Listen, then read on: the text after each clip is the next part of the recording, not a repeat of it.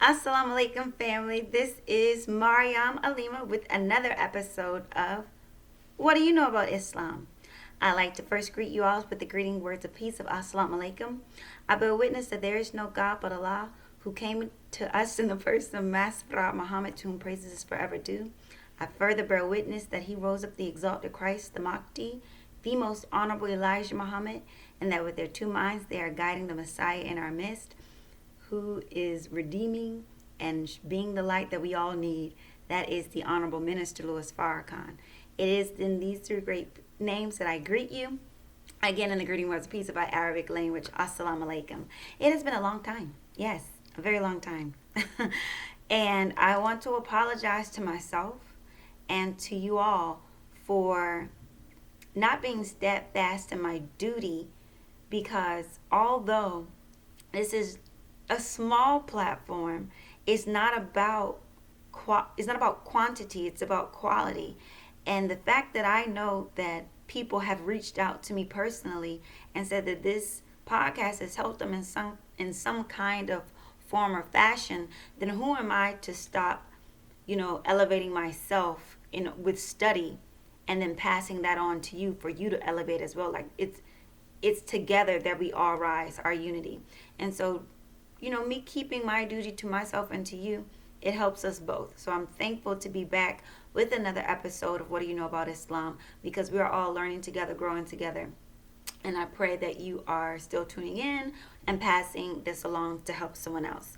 So by the grace of Allah, I have been going through some trials a couple of weeks ago. I feel that I'm on the other side, not completely on the other side of the trial, but on the other side enough to come to you all and present where I was within my trials. As you know, this podcast has mostly been about trials. Actually, if you if you go back through the episode logs, it's always something that is bothering me that allows me to, inshallah, go through the trial. Then I can bring it to you and how I was able to overcome. So one of the things that I was going through a few weeks ago was backsliding, and I wasn't completely cognizant that that's what it was until Allah really pressed it upon my mind for me to take a look at my behavior. Like, if you have been tuning in since day one of, I believe I started this podcast in April of 2019, and my growth, it has been exponential. And when I reflect on actions that I was partaking in, it wasn't things that were so grievous that you would look and be like, oh my gosh, I can't believe. But they were severe enough for Allah to check me, because if I did not learn the lesson this time around right now, when I would have to repeat it again, and we we just don't have time for that, because we are in a certain dispensation of time, and time is moving swiftly. That is, we have to learn our lessons through our trials the first time. Like, let's recognize the blessing of knowing that we're in a trial, and to go through it with the grace of Allah, with His will and His might, and learn from it. So backsliding, ironic. Well, I don't say it's ironic. Well, actually, it is kind of ironic, because the term is actually a religious term. I did not know that, to be honest. And it's defined as to fall off or turn away from religion or morality. It is to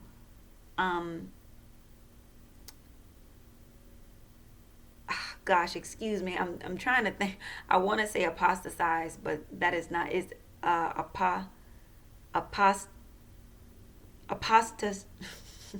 apostasy. Please forgive me. I know you listen like, what's she trying to say? Apostasy, I believe. And correct me if I'm wrong. Of course, it is okay. But that is to deny your faith, to fall away from faith. And when I reflect on my actions, I had to realize that I was allowing myself to submit to something that was not of self. I was compromising my morals, trying to seek a goal within other people, and you can't do that. Like that's a sin. Like the center of everything is Allah. And that brings me to the restrictive law number 1. Worship no God but Allah, the one the messenger represents to us. And which also leads into love and how to properly love. Now, everything in this world's life, literature, movies, it shows this I feel like unrealistic is just not, it's not weighty enough. It is actually, and it is, they depict love in a sinful manner, actually. And with me not grasping the true and proper way of how to love, I was actually committing a sin.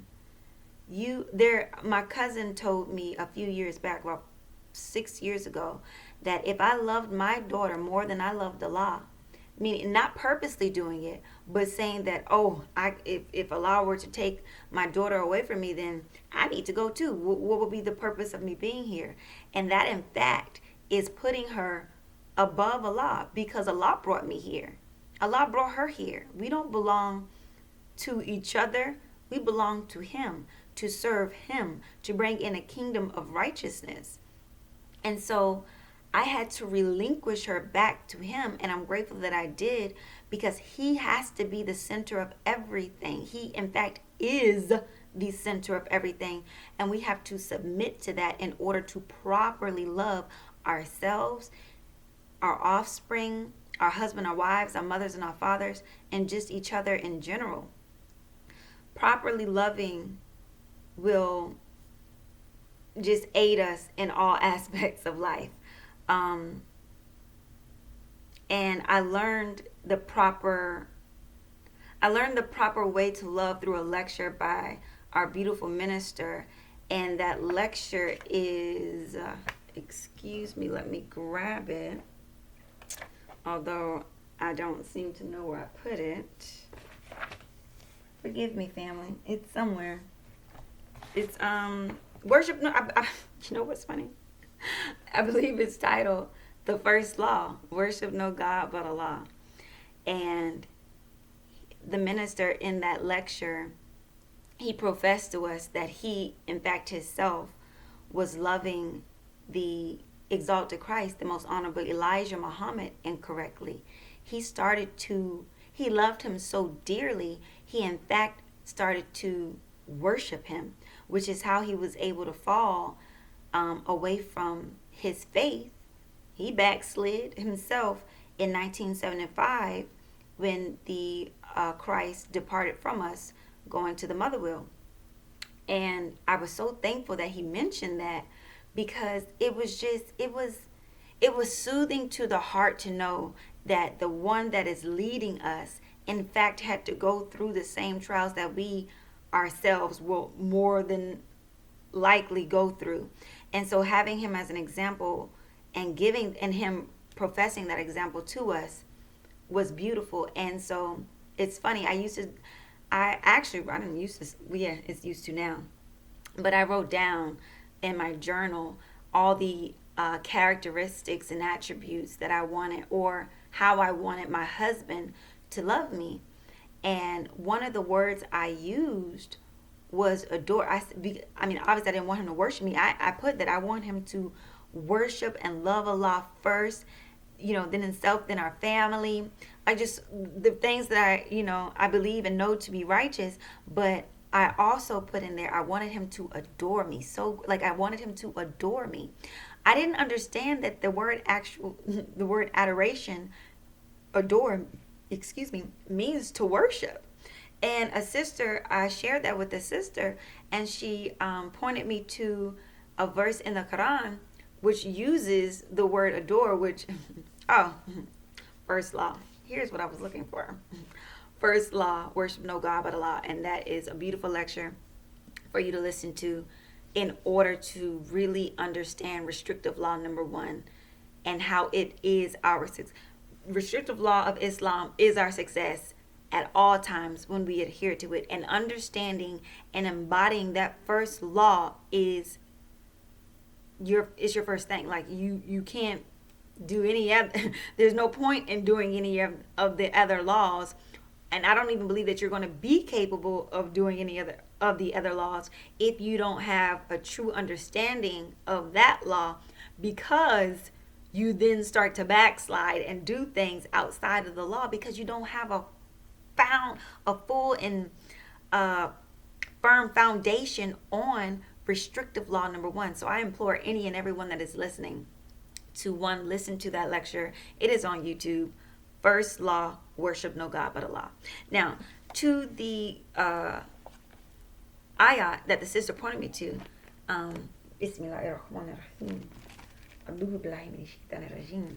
it is Surah 41, ayat 37, and it reads, and of his signs are the night and the day, and the sun and the moon. Adore not the sun nor the moon, but adore Allah, who created them, if he is it that you serve. I said, oh Allah. I mean, he tells you right then and there, you adore nothing outside of him, because it means to worship, because he brought everything into existence.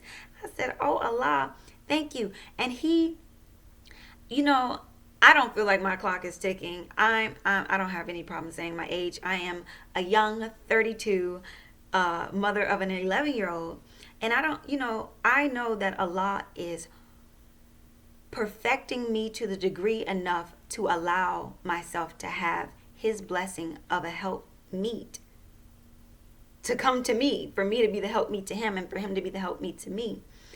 I could not be blessed with that person and serve Allah properly with still having the wrong understanding and application of how to love. He's not going to bestow that. I know he's not going to do it for Maryam. I know a lot of people have been married and are getting married without that understanding, and that really sucks. It sucks. But that's why I'm thankful to Allah that I'm here and have this platform to share with you, that you have to have the right understanding of how to love someone in order to have success within your union as a married couple, to have success as a parent, to have success as a friend, just in life. We have to love each other properly. I've been reading, where is it? Before You Say I Do. I actually read, it's so funny because I read this book in 2017 while I was in a unrighteous relationship. The reason the relationship is unrighteous because Muslims do not date. I wasn't practicing Islam the way that it's supposed to be practiced. I was not submitting to Allah's will, although I didn't know the severity of it. If you know me, then you know that I have always loved Allah, but I did not really have consciousness that I was sinning for real. So when I read this book the first time, a few things stuck in my mind, but other things did not stick in my mind because I was living unrighteously. But now as I'm reading it over, I'm like, oh Allah, like there was just so many things. I was like, oh, I'm so thankful to Allah that you brought this back into my sight, because I know that you're preparing me. I know this. And so it's like, okay, Maryam, you got to get right now, because the time is coming. And I wanted to bring some notice to page 59. If we, and you know what, and I'll say this. So again, restrictive law number 1, worship no God but Allah. And I'll just read. Okay. If we do not follow the law, then love will become just a warm and fuzzy feeling that we share with each other. We will wind up violating the law in the name of love and end up hurting ourselves and others. if God is love and God is righteous, then the only way we can find love is by being right. You have to have a strong foundation on the proper way to love in order to follow the law. And that first law is worshiping and loving no one more than you love Allah. The law is love, and the proper application of the law is what grows us into love. I mean, this book is not really, it's funny. It says before you say I do, but maybe it should be retitled as like before I come out into the world and start talking to anybody, having like just, it's because it's actually, so the information that's within the book is pulled from the teachings of the most honorable Elijah Muhammad, but more so of the application from the Honorable Minister Louis Farrakhan from the study guides. And that's the basic of self-improvement, the basis for community development. He pulled everything within this book, mostly out of these lessons. And so this is for self-improvement. This is for self-improvement. It's really, I mean, you need it regardless if you have marriage on your mind, that's one thing. But honestly, reading this book will just help you navigate through life just in the right state that you're supposed to be in regardless. And honestly, family, that's really what I wanted to come on and talk about was, backsliding, the restrictive law of Islam, number one, and the proper way to love. We had student minister Ishmael come on a Zoom call that I'm a part of, the master call, a couple of weeks ago. And he was talking about backsliding because that was a topic that was presented to him. And one question was, well, how do you stop from backsliding? He said, when you see that you backsliding, forward slide, just move on up. And he's completely right. Once you realize that you have fallen off the straight path, catch yourself immediately. Ask Allah, you stop, call on Allah and say, wait a minute, Allah, I believe I may be going awry. Help me to get back on the Sirat al-Mustaqim. It's like, oh Allah, thank you for your grace and mercy for allowing me to see where I was deviating. Because sometimes in our deviation, we don't realize we've deviated until it can go way to the left. I'm thankful to Allah that He didn't allow me to get that far off of my course, and that I am getting back on course and learning how to fall back. It's so funny, like when learning how to fall back in love with the law. I actually do love our law. Like, the restrictive law of Islam serves each and every one of us. When you love this law, oh, Allah, Allah, Allah. When you love this law, you become that light. And I brought up this dua. I was going to bring up this dua on another Zoom call I was on. And it's the dua about going to the masjid or going to the mosque. And as we know, the mosque is within us. We're the first temple. And when you're going to the mosque, you ask Allah to put within you light, to put in front of you light, to put behind you light, above you light, on your side. Everywhere within you light. Just let light be within you so that you may receive light and give out light. When you learn to love this law, you will be light. The minister tells us, when you submit your will to the will of Allah, you walk around with an air about yourself. It's magnetism. And it's like, ooh, what's that? That's God.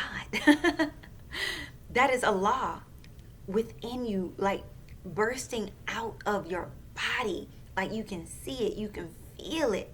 And I am striving to get back completely.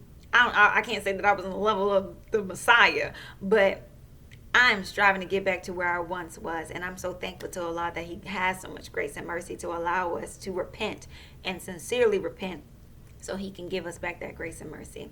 So this is all I wanted to share with y'all today. I'm so thankful to be back with y'all. Inshallah, I will have some regularity to these uploads, as well as I'll finish I'm planning on doing it basically right after this, but finish reading How to Eat to Live, because again, that's something else. If we aren't putting in the right physical food as well as the right mental food, we ain't gonna have no chance, y'all. We might as well go ahead and just get in the bed, stay in the bed, and call it quits. If you are not going to truly feed every part of yourself the best, then what are we doing it for? So inshallah, I'm gonna go ahead and upload that episode as well, which would be the third episode of that quote unquote part of the series. And inshallah, you're tuned into that as well. If you haven't read How to Eat to Live, you may go on finalcallstore.com. Maybe it's .org. I don't know. No, I think it's .com. I think it's finalcallstore.com. I'm using my phone for something else, so I really can't check. Inshallah, that's what it is. Actually, let me check real fast, because I would hate to give y'all the wrong information. Finalcallstore.com. It's not it, y'all. It's Final Call. Let me check this real fast. Y'all, forgive me. Finalcallstore.what? It's finalcallstore.noi.org. Praise be to Allah. And you may get How to Eat to Live, as well as all of the many jewels and blessings of literature to help guide you to the best of all there is in this life. And that is Allah, and that's God, whatever you want to call him. For those that say, I don't follow religion, when you down and out, you calling on something. That's the universe. And who controls the universe? Allah.